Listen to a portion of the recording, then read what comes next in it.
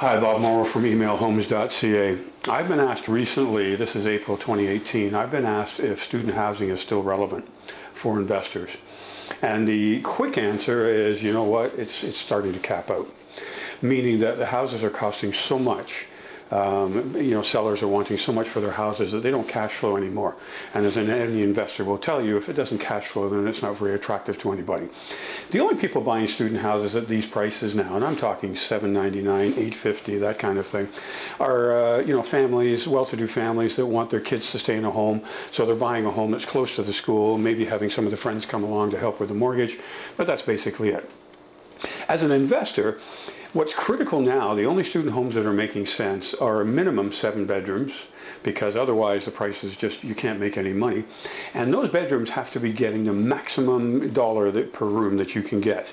So right now, in April 2018, that's around $500.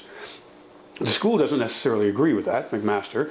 They think it should be a little bit less, but reality tells us that 500 is probably right, if not more, 525 in some cases. And the students are willing to pay it because everybody does that. 12-month leases are vital now. You can't do any less than that, or there's no point in getting an investment in student housing.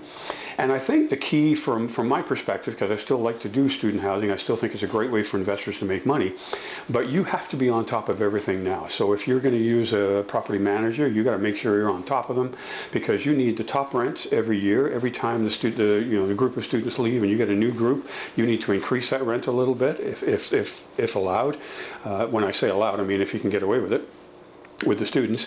And you need to make sure that they are paying the utilities, not you. And you need to make sure that you have at least 7 to 9 bedrooms, because otherwise that price tag of around 700 plus is not going to work. If you want more information about this, I did write a book on it about 3 or 4 years ago. Some of the prices back then were a little bit lower, so some of it's not really relevant anymore. I will be doing an upgrade to that, but if you're really interested, please send me an email, ask me the question, and I can show you some of the houses that I would recommend that will cash flow and will work. A lot of the homes, if they don't cash flow now, I can certainly show you how they can cash flow, because a lot of the people, if you recall, bought these houses when they were $400,000, so to them, getting a $400, $450 a room still makes sense to them. But now they want to sell that house for $700 or $800, and they think that it's still going to work. Well, the cash flow is not there. So we now have to make sense out of it. So we need to make sure that we're getting that $500, $525 per room, and that the kids are definitely doing utilities, and that there's no way we're going to do an 8-month lease. It has to be 12 months, whether they're there the whole time or not. That's the only way student housing is going to work.